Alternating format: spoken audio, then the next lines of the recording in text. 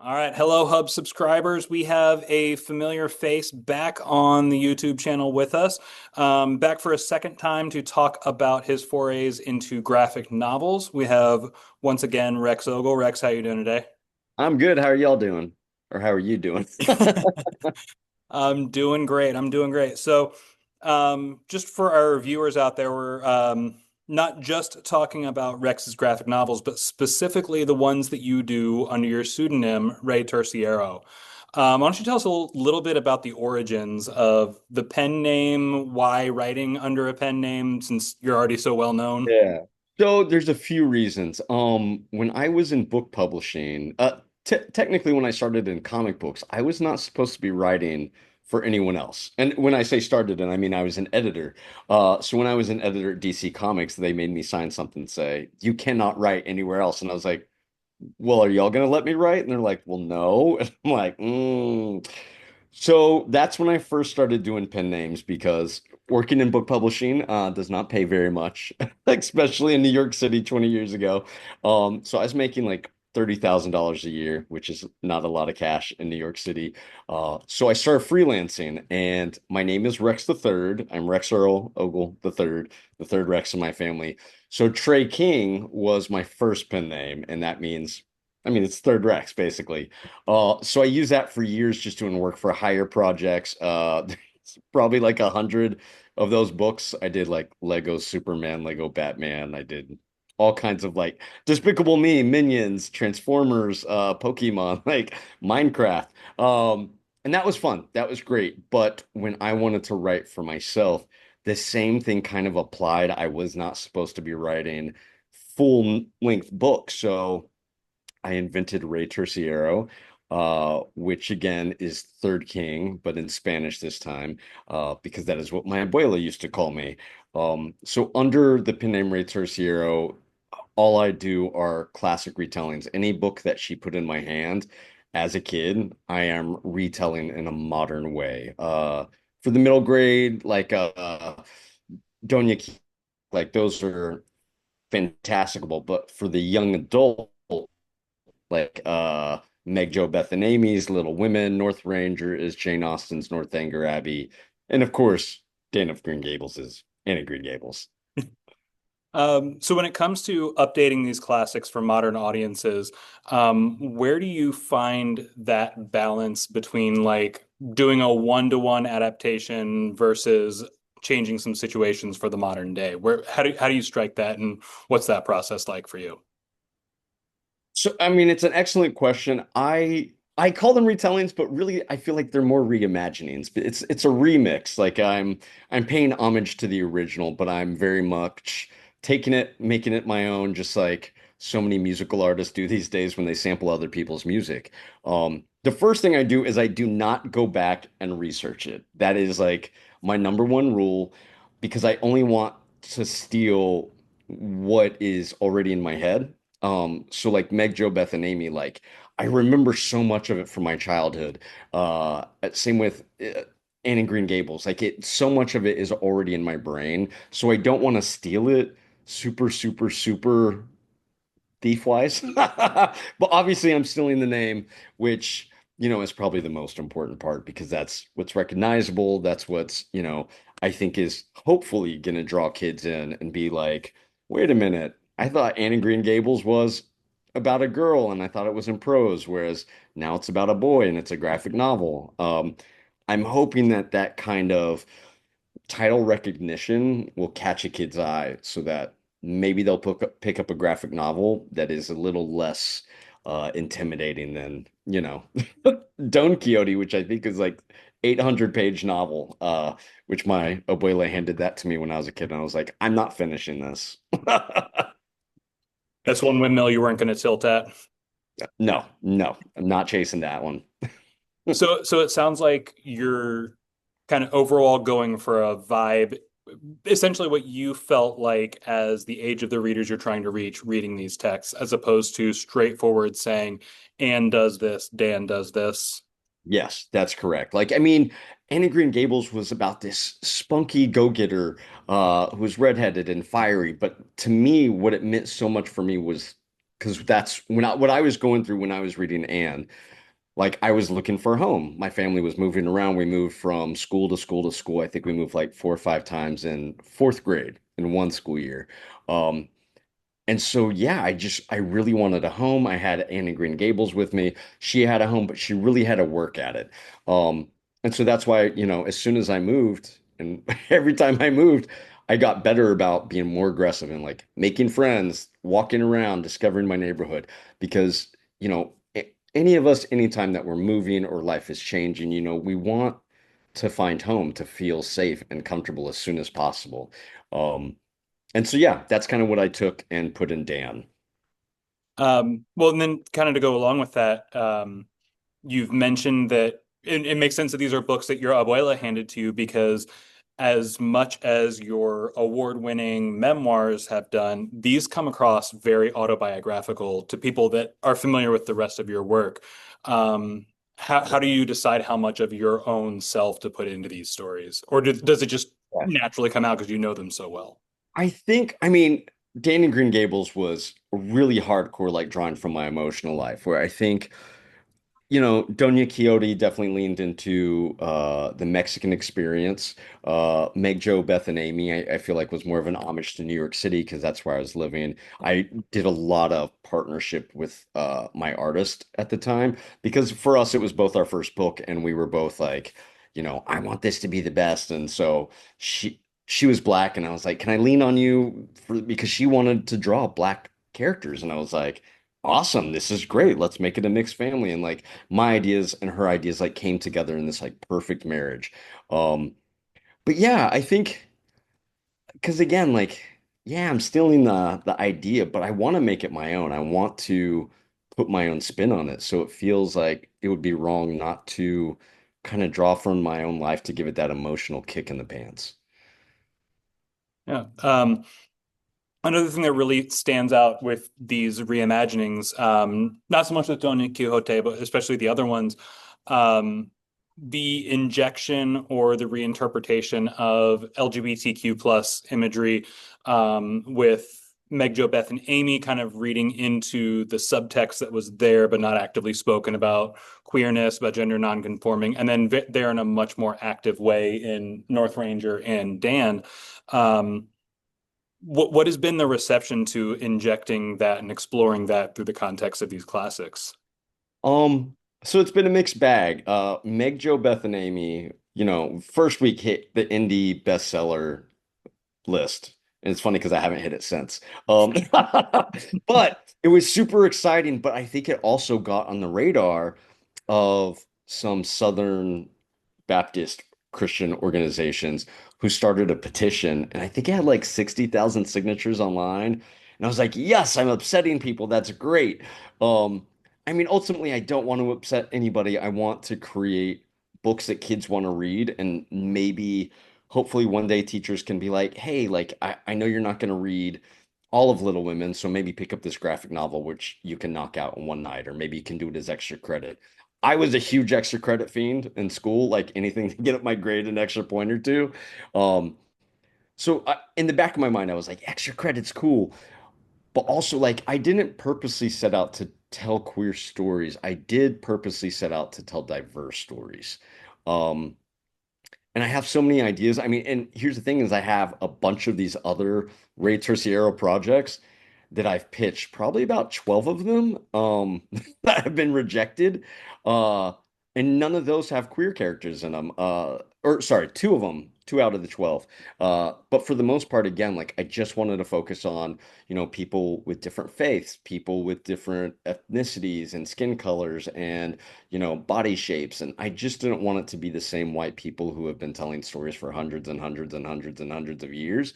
I was like, let's change things up. And like, if we're doing it in a graphic novel format, even better. Because when I was a kid growing up reading X-Men, like I loved X-Men, loved X-Men. I mean, Sunfire was from Japan, Colossus was from Russia, Banshee was from Ireland, Storm was from Africa. Uh, it was a very diverse group, and there was not a single Mexican anywhere in the X-Men. I mean, I think the first Mexican X-related mutant character was Richter, and that was in New Mutants in the late 60s or 70s. Issues, the issue numbers, because I know issue numbers of New Mutants. And so you had mentioned with Doña Quixote kind of exploring that Mexican side. Um, and it's really interesting because it's originally a Spanish novel refiltered through the context of a colonized people from the Spanish. What was that process like for you? It was really fun because I wanted to delve into all this folklore and like little urban scary stories that my abuela would tell me when I was a kid. Like she would warn me about La Llorona and the Chupacabra, and I was like, these things aren't real. But then she was like, well, do you think vampires and zombies are real? And I was like, yeah, well, those clearly are real.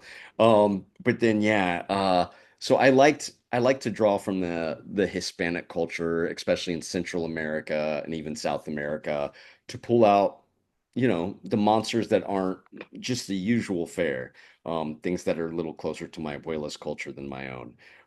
And that was really fun. I guess I didn't really think much about Spain in writing this, but because it's so Texas, it's set in Laredo. Um, yeah, I had so much fun with it, but I don't think I even considered Spain while I was writing it.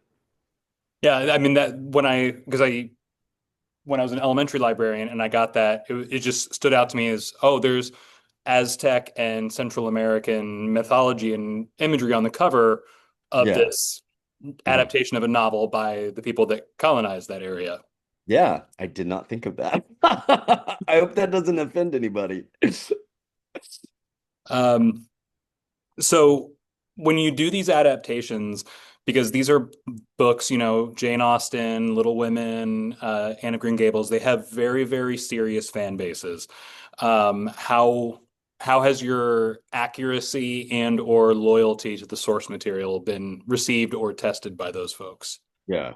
I guess that's a good follow-up to your question earlier because there has been a negative backlash, but it's so small compared to the positive. There have been so many people who've reached out who, were like, Little Women was my favorite book. It's so good to see it, you know, with new characters, with a modern setting. Like it's a love letter. Like anyone who I think read the originals and then read my books know that I loved the original. I am not trying to steal anything. I mean, obviously I'm trying to borrow. I've already said I'm a thief. I'm a thief. But if you look in the back of every single one of those books, I insisted to all of my editors that there is one page about the author and one page about the original book, and at least a one-page letter from me saying why I wrote the book. I think that's so necessary because I want to acknowledge that I am, you know, flexing my own writing muscles by standing on the backs of giants. Like, I mean, Louisa May Alcott, Jane Austen, you know, Cervantes. Like, I can't compete with these people, but I can certainly be like, I loved you. I loved what you did for me as a kid, encouraging me to read, giving me these stories. Like, this is me paying homage back to you. This is, like a film director who's like, oh, I loved David Lynch films, so my style is very David Lynchian. Like I feel like I'm just kind of borrowing in that sense. And there's been a lot of people who've reached out to me, especially queer people and Hispanic people who have been like, oh my gosh, I'm so grateful. This is so cool. And it's really bizarre because I don't think it occurred to me that I was going to reach all these new people who would feel so invested in it because anytime I'm writing a book, especially, in the last decade when I was like starting writing, I didn't know what the repercussions were going to be. I wasn't writing books to make fans. I was writing books to make that younger version of myself happy. Like, because I'll be honest, when I read Anne of Green Gables in fourth grade, I read it 3 or 4 times because we were traveling. It's the only book I had. And I kept thinking, I wish Anne was Dan because I don't want anyone to see me reading a girl book.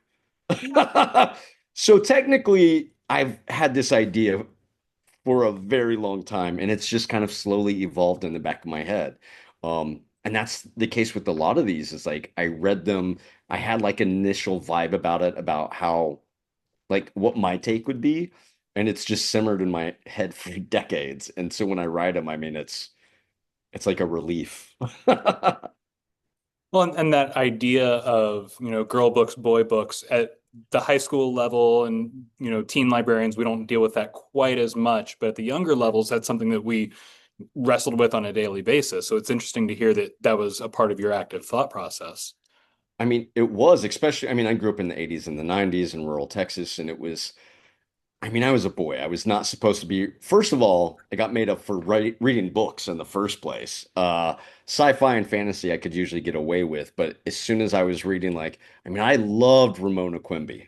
Ramona Quimby was the best. Alice in Wonderland was the best. I think I could get away with Alice in Wonderland too, but as I got a little bit older, you know, Little Women was assigned to me at school. I didn't want to read that. Then my abuela was like, "It's a classic. Read it." And what I used to do. I mean, I don't know if y'all still do this, if kids do this with textbooks, but we used to take, or I used to take grocery bags, like brown paper bags, and then cut them and make little like covers for each of my textbooks. And then I would be like science, physics, and I would draw all over it. And it was something I could doodle on year round. And I started doing that for books that were girl books that I didn't want people to know. And so when I got assigned by a teacher, she was like, "You have to read a Jane Austen book." I immediately picked Northanger Abbey because I was like, that's not like a recognizable name. People don't know Sense and Sensibility or Pride and Prejudice. And so I made a little brown paper bag cover so people wouldn't know I was reading a Jane Austen book. But in reading it, I found that I loved it because I was like, oh, this is kind of satirical. It's like her take on Mary Shelley's Frankenstein. I was like, this is so weird and dumb, and I did not expect Jane Austen to have written something like that. So that's probably why it was the first of my Ray Terciero Jane Austen books. Oh, so we're getting some more Jane Austen adaptations. That kind of jumping ahead, but Um, yeah, I'm probably not supposed to talk about this, so let's not. okay. Uh, let's just say 2029. It's gonna be good. It's gonna be really good. Uh, Jane Austen's Emma is pretty central to my wife and my relationship. So yeah. Excellent. Um, well, then let's talk a little bit more actively about Dan and Green Gables. And from that author's note, the about the author at the end that you mentioned, seems like one of the most personal of these adaptations so far. Why don't you tell our viewers that might not be familiar about your reinterpretation of Anne and Green Gables through the voice of Dan? So it opens on a boy driving with his mom. They're kind of aimless. You can tell from the early dialogue their relationship's a little strained. As much as he loves her, she's not the greatest mom. She drives him into Tennessee, which he thinks is weird because she's always said she hated Tennessee. And then she drops him off at this house, and he's like, "What's going on?" She's like, "Meet your grandparents." So he's never met these people before. I mean, they met him when he was first born. But after his dad died, there was no connection with these people. And his mom, who was basically a nomad, like just hopped around from town to town, and he has spent his life popping from school to school to school. Um, and but now she's literally dropped him off with his grandparents and then left. She's disappeared. He has no idea where she is. And he has to adapt. He has to build a home. Now, as the book is set in the 90s, to kind of correspond when I was in the 90s. And it very much deals with his relationship with a grandmother and a grandfather, the grandmother who embraces him and the grandfather who does not.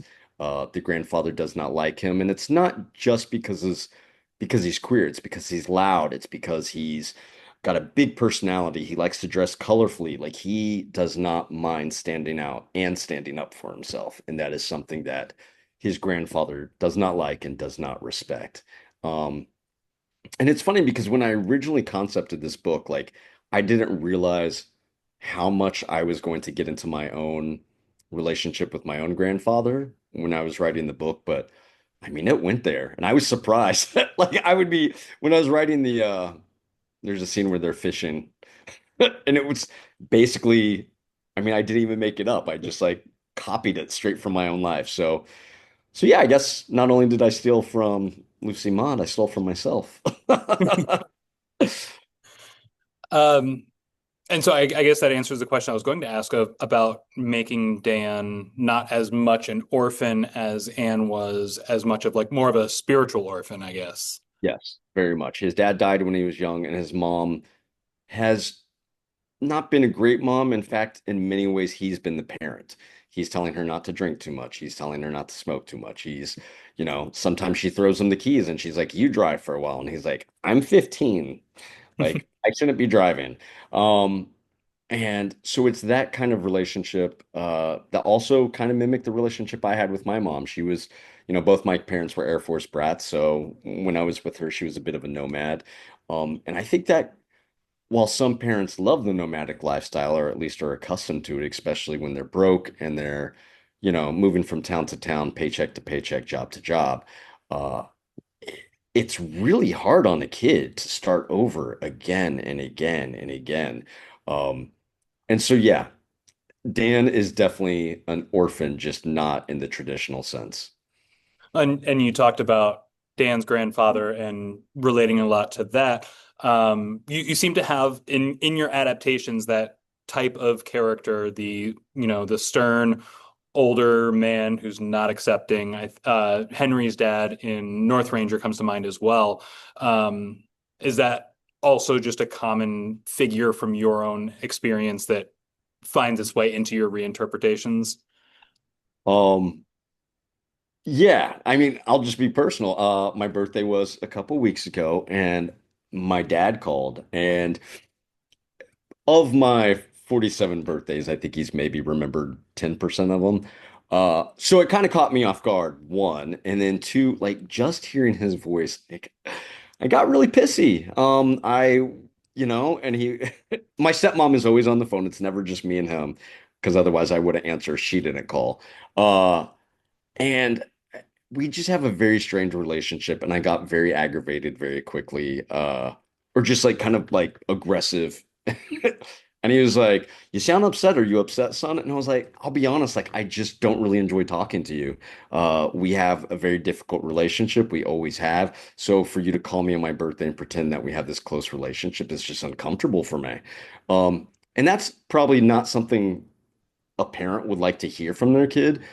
But it's also like I'm a 47-year-old man and you left when I was 5. And when I came to you to build a relationship with you when I was 17, you kicked me out for being gay and then I was homeless. So yeah, I have a strained relationship with my dad. I also have a strained relationship with my mom. I do not like parental figures. I do not like authorities. I do not like adults. Which is funny because now I'm an adult and I'm like, oh yeah, adults are cool. It's just authoritative figures I don't like. Um, and yeah, but now that you pointed that out, I will make sure that in my next book I have some really awesome dads. Because I don't want all dads to be bastards. I I do not have a great relationship with my father, and obviously that is painting a lot of the character. And same with my grandfather. My dad's dad was definitely not a fan of me. So, um, the first time he caught me playing with Barbies, he dragged me across the street, threw me at my dad, and said, "You made a soft boy." And I was a very sensitive boy, and yeah, I think eventually I became the redneck hillbilly that my dad and grandfather wanted me to be. I just happened to be queer, and yeah, instead of becoming super religious like them, I got a degree in comparative religion so that I could tell them the history of their religions, which they did not appreciate. I can imagine. So uh, Dan living in Tennessee, huge Dolly Parton fan. Is that another part that came from you? Yes, yes. I went to Dollywood for the first time when I was 6 because the book takes place about 30 minutes away from Dollywood, which is but it's in a town, not Sevierville. Sevierville is where my dad is from. It's where my grandparents are from. And if you open up the phone book, it's like 95% Ogles. And it's funny because Dolly Parton's long-term, I think, like personal assistant, executive assistant is named Judy Ogle. And I'm like, I wonder if I'm related to Judy Ogle. But yeah, I definitely grew up with the love of Dolly Parton. I've seen her in concert a few times. So she's an amazing, amazing person. Love her. Your go-to Dolly song? I mean, here's the thing is 9 to 5 is so classic. And I watched that movie so many times as a kid that's like The happiest one, for me, the quilt, oh my God, my mind just blank. Coat of 1,000 colors is, oh my God, what's wrong with my brain? You know what I'm talking about. Yes. Yes, Yes, yes, Dan sings it at one point. that Yes. is my happy sad song. Or my favorite Dolly sad song. I like 9 to 5, always 9 to 5. The school where I work, that was our fall musical last year. Oh, really? Yeah, we made sure to keep the poster up in my office window for the kids. That is amazing. Um, so just speaking more broadly about graphic novels in general, they're having a really big moment right now. They're, in terms of not just publishing, but in terms of libraries buying, teachers buying, just really, really, in the mainstream finally. Yeah. What's your, feelings about that? How do you see your role in all of that? I honestly feel very honored because I'm churning them out. And I don't mean that in a bad way. I mean that in the sense like I have wanted to write comic books my whole life. I mean, I as a kid I wanted to write books and I wanted to write story, but as soon as I started reading X-Men in sixth grade, I was like, well, I'm not smart enough. Coming from a trailer park and government subsidized housing and coming from my background, there's no way I can be a novelist. Like I'm just not smart enough to be a book writer, but I bet I can write comic books. And so in a way, the graphic novel, the comic book, the medium of sequential storytelling pushed me to become a writer because it was like, hey, you may not be able to write a whole book, but you could write a whole comic book. And it was kind of the same with reading. Like I knew I could read entire books. And when my friends started giving me comic books, I could read entire comic books. But then when I would like try to encourage friends to read books, they were like, "Yeah, I'm not reading that. I'm not reading that book is like 300 pages." But if I handed them an X-Men comic book, they'd be like, "Ugh, okay, I'll read it because it's 20 pages." And so for me, it was kind of like a very nice way to encourage my friends who were not readers to read the stuff that was making me so, so, so happy. Um, Most of the time, it did not have the same effect on them. But I did get a few of my friends to like read, and so, yeah, and then of course, when I moved to New York City to learn how to become a writer, my first job was at DC Comics after an internship at Marvel Comics. And then when I went to Scholastic and Little Brown, I was working on graphic novels. Um, so for me, it's just like I've always loved that marriage of beautiful art and the words and I don't know. I just like I grew up on X-Men, which, as you know, I'm obsessed with. But like Chris Claremont was this great writer, and then he had Jim Lee drawing, and then Art Adams was drawing, and then Bill Sienkiewicz. And the three had such completely distinct styles. And yet they were all so engrossing and they taught me like a different way to read story. And I think now I'm seeing kids growing up on screens, whether their parents are sliding them their phone when they're waiting in line at Six Flags or, they're sick at home for the summer and the parents are like putting on streaming television. Like kids are growing up with more screens and with the internet. And because the internet is so visual, I think that kids are starting to gravitate towards graphic novels more than prose novels. And I love prose novels. I personally love prose, but I will say there is something beautiful to be said about sitting down at 7 p.m. and being like, I've had a long day. I don't want to turn on the TV. I'm just going to read a graphic novel. And I can usually read a graphic novel in 2 to 3 hours, which is beautiful because it's like, I read a book today in one sitting. I mean, that's a great feeling. And I think when kids get that feeling, they're like, oh, like it's not as daunting as I thought. This is something that I am interested in, and this might be an alternative to getting on the phone or getting on streaming or playing video games, um, which were not things I had growing up. Well, I had Nintendo, I guess, but not quite And the same. and that ties into what I was going to ask next, which is that, with even with all this mainstream acceptance, we still have a lot of teachers, hopefully not many librarians, but still some there. They're dragging their feet and still saying, I still hear the phrase, you need to get a real book more often than I would like. Um, what's your message to that mindset? I mean, this may be a weird metaphor, but I'm like, it's a gateway drug. We don't want to talk about drugs, but a lot of when I was growing up, everyone was like, weed is a gateway drug to cocaine and angel dust and crystal meth, and I'm like, is it? But then it's like with, you need that entry. Like when I first, started watching anime when I was in middle school, like my friend showed it to me, and I was like, I love cartoons, but I don't watch these kinds of cartoons. These are weird cartoons. But the first time I watched one, I was like, oh, this is as smart as Twin Peaks. Like, this is like the world building is insane.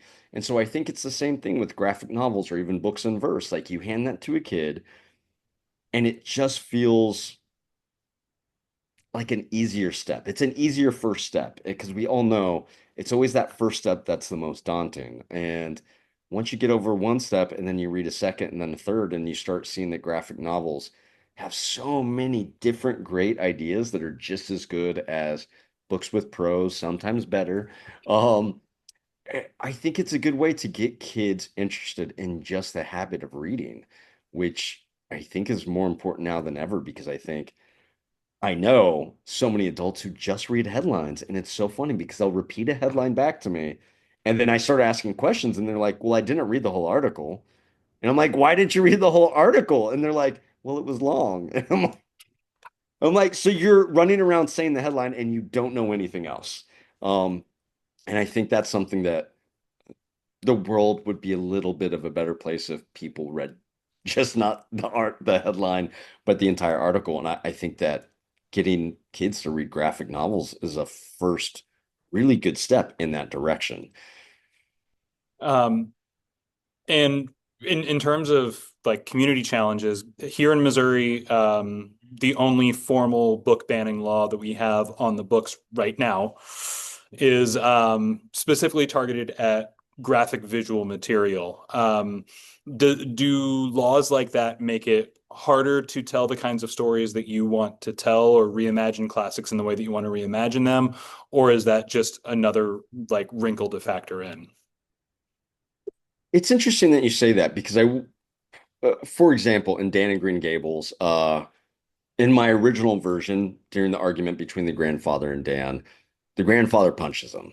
Um, and my editor's like, why? Why do you need that? We don't need that. And I was like, well, yeah, I want to show like the emotional impact. And she's like, but sometimes just the rearing back is enough. And we kind of went back and forth on it. And I do know that, given my childhood, that like, an adult hitting a kid is not that big of a deal. But I know that it's probably a big, and it should be a big deal for other people. And I'm actually glad that she said that because it reminded me of a very important lesson that I learned when I was working at DC Comics, which is there was this artist and he loved to just go super, super graphic with the gore and the violence. And I was like, we can't have this in a Batman book. Like Batman, yes, Batman is gritty, it's dark, but at the end of the day, we sell Batman lunchboxes and Batman underwear. Batman is a kid-friendly property. We cannot have this amount of gore. And I was like, but, you know, and that's why I talked to my boss about it. My boss is like, sometimes the best pictures or the best way to direct art in a graphic novel is to not actually show the violence, but to indicate the violence. And so in doing that, what I did was like, okay, you've got this huge shot of this person being murdered and organs flying, and then over here you just have blood spray. I'm like, just do the blood spray. It was like we don't have to see all the gore. And so I think with graphic novels, both the writers and the artists have to be careful about what they're depicting because so quickly a panel of a graphic novel can be taken out of context so easily. So I think that it's very easy to put graphic novels under fire because all it takes is one image to sink it. Whereas with the prose book, someone would have to sit down and read the entire book to look for the upsetting passages. So I think graphic novels may come under fire for two reasons. One panel can sink a book, and then two, it's not a real book. And I say that in quotations because obviously I do not agree. Um, so we're getting close to the end of our time because Zoom is giving me the alerts right now. So as far as the next time we hear from Rey Terciero, is that the We can't talk about it. First rule of Fight Club 2029 project. Um, no. So there's one book that's been under contract since 2019. The artist is an amazing, amazing, amazing artist. I love him. I wish I could give him $1 million because he's still drawing it. He just turned in pencils. It's The Odyssey, A Long Way Home. It is anthropomorphic, so it's all animals. And essentially in the very opening scene, the Trojan War has just ended, and Otis, short for Odysseus, the mouse, uh, takes a sword, he throws it on the ground. He's like, I will never, never commit to violence again. I will never raise a weapon to anybody else for the rest of my life. And that's what angers the gods. And they're like, cool, see if you can get home without hurting anybody. So it's a journey about nonviolence. And I love it. Like, I wrote it 6 years ago. And it will come out one day. And it's the first of a series, I hope, because it's a 2 book deal, and hopefully one day it'll be 6 because that's what I planned. So yes, I have a Greek mythology series coming. I have, what else can I talk about? Count of Monte Cristo High. Uh, it's a revenge story, high school. It's almost finished being drawn. It should come out next year. It's amazing. I'm so excited. And then the thing I won't talk about is Jane Austen in the high school, so I won't talk about that. But it will be a series, and that's all. I won't say anything else. I don't want to get in trouble. And I won't press any further because I don't want to get you in trouble either. It's very diverse, though, I will say that. Wouldn't expect any less from Rex Ogle or Rey Terciero for that matter. All right. Well, like I said, we are just about out of time. So once again, speaking about his work as Rey Terciero, thank you again, Rex Ogle, for joining us again on the Hub. Thank you so much. I appreciate it. Y'all take care. Thanks. You too.